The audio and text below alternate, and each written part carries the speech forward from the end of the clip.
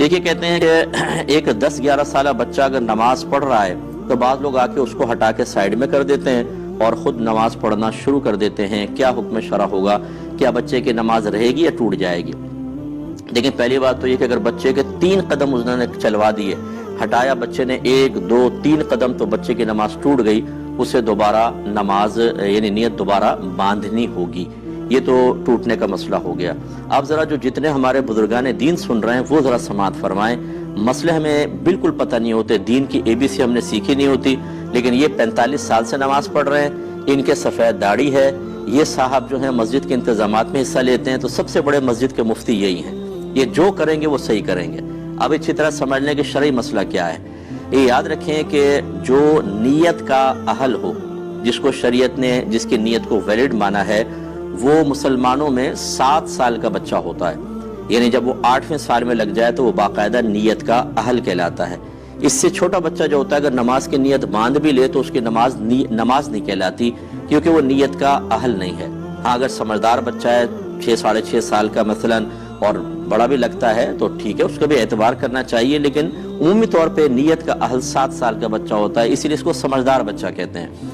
یہ اعلیٰ حضرت امام علیہ سنت دیگر اکابرین نے فرمایا کہ اگر تو بچے جماعت کے ہونے سے پہلے ہی 2-4 جمع ہیں تو ترتیب یہ ہوگی کہ پہلے بڑے ہوں گے پھر بچے پیچھے کھڑے ہوں گے. لیکن اگر ایسا نہیں ہے، 7 سال سے بڑی عمر کا بچہ اور وہ صف کے بیچ میں کھڑا ہو گیا، کہیں پر بھی کھڑا ہو گیا، تو چونکہ وہ نیت کا اہل ہے، اور جو نیت کا اہل ہوتا ہے وہ جماعت میں مکمل طور پر شامل ہونے کی صلاحیت رکھتا ہے، اور اس سے قطع صف نہیں ہوگی.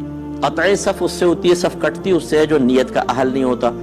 تو اتنا چھوٹا بچہ اگر شامل ہوتا تو اس کو پیچھے کر سکتے تھے، لیکن جو 7 سال کا بچہ ہے وہ تو نیت کا اہل ہے، جہاں چاہے کھڑا ہو جائے.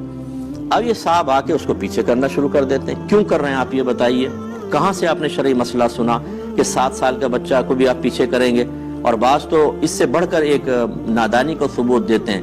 بچوں کہتے ہیں بیٹا صف کے کونے میں چلے جاؤ. کیوں چلے جائیں؟ اگر وہ صف پہ کھڑے ہونے کے قابل نہیں ہے تو کونے میں بھی صف ہے، وہاں کیوں بھیج رہے ہیں آپ؟ لیکن کچھ پتہ نہیں ہے دین کا، کچھ پتہ نہیں ہے کہ کیا ہے مسئلہ، وہاں چلے جائیں. تو اب 10-11 سال کا بچہ تو یہ بہت بڑی عمر کا بچہ ہوتا ہے، کہاں 7 سال، کہاں 10-11 سال کا بچہ. اسے پیچھے کرنے والا گناہ کبیرہ کا مرتکب ہے، شدید گناہ کبیرہ. اس لیے کہ نبی کریم صلی اللہ علیہ وسلم نے نمازی کے آگے سے گزرنا منع کیا اور فرمایا کہ گزرنے والا جانتا کہ میرے اس گزرنے میں کیا گناہ ہے تو وہ اس قدم کو اٹھانے سے جو اس نے نمازی کے آگے سے گزرنے کے لیے اٹھایا، وہاں پر 40 سال تک کھڑے رہنا پسند کر لیتا، لیکن گناہ نہ کرتا. جہاں قدم اٹھانا، سامنے سے نکلنا گناہ ہو، وہاں آپ یہ کندھے سے پکڑا، آپ نے یہ دھکیل دیا اس کو پیچھے اور خود آ کے کھڑے ہو گئے. یہ اتنا بڑا حرام اور گناہ کبیرہ جو آپ کر رہے ہیں، اس کے کوئی آخرت میں وبال نہیں ہے. لیکن چونکہ آپ کی داڑھی ہے، چونکہ آپ 45 سال سے نمازیں پڑھ رہے ہیں، کیونکہ آپ کے بال سفید ہو گئے ہیں، اس لیے جو چاہے کریں.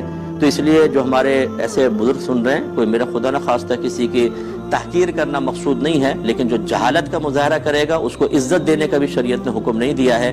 ایسے لوگوں کو خدا کا خوف کرنا چاہیے. اور بچے ویسے ہی ہمارے مسجدوں میں نہیں آتے. یہ اس قسم کے لوگ جو ڈانٹ ڈپٹ کے ادھر جاؤ، کونے میں جاؤ، کیوں بیچ میں کھڑے ہوئے، پیچھے دھکا دے رہے ہیں، بچے مایوس ہو کے چلے جاتے ہیں. اس سے بہتر ہے کہ آپ مسجد میں نہ آئیں، کیونکہ آپ کو پتہ ہی نہیں کہ کیا کرنا ہے کیا نہیں کرنا. آپ الٹا گناہ گار ہوں گے. آخری وقت اپنا وہاں پہ اپنے گھر پہ اللہ اللہ کریں، یہ زیادہ بہتر ہے آپ کے لیے. چاہے جائے کہ آپ بغیر علم کے مسجد میں آ کے فتنہ فساد کریں. بعض اوقات بچے اتنا شور نہیں کرتے جتنے اس قسم کے لوگ شور مچاتے ہیں. اتنا شور ہوتا ہے، چیخ چیخ کے بچوں کو کہہ رہے ہوتے ہیں. بھائی اگر وہ بچے شور مچا رہے ہیں مسجد میں، غلط کر رہے ہیں، لیکن آپ جو ڈبل شور مچا رہے ہیں وہ تو خلاصے کلام یہ ہے کہ برا نہ مانیں. ہمارے الفاظ بعض اوقات آپ کو سخت محسوس ہوں گے، لیکن اگر نبی کریم صلی اللہ علیہ وسلم ایسی چیز ملاحظہ فرماتے تو آپ اسی طرح جلال میں تشریف لاتے ہیں. اصل میں ہم نے تو پڑھی نہیں حدیثیں، سرکار کی رحمت کے واقعات تو پڑھے ہیں، ذرا جلال کی بھی پڑھ لیں کہ نافرمانی رب پہ سرکار صلی اللہ علیہ وسلم کس طرح جلال میں تشریف لاتے تھے.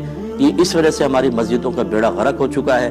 جو لوگ صاحب علم نہیں ہیں وہ ایسے بھی آپ کو ملیں گے کہ اگر کوئی عالم سمجھانے لگے گا وہ اس کے خلاف ہو جائیں گے. نہیں، ہم جو کر رہے ہیں وہ صحیح کر رہے ہیں، آپ غلط کہہ رہے ہیں. صرف اپنی ایگو، انا، صرف اپنا وہ پن، بڑا پن، اور یہ سوچنا کہ اگر میں ان کی مان لوں گا تو پوری مسجد کہے گی آپ کو تو پتہ نہیں تھا. اس آپ نے آپ کو جھوٹی عزت کے دائرے میں لانے کے لیے اور جھوٹی حقیقی ذلت سے بچانے کے لیے اس طرح کے معاملات. تو بہرحال ایسے بچوں کو بالکل نہ روکا جائے.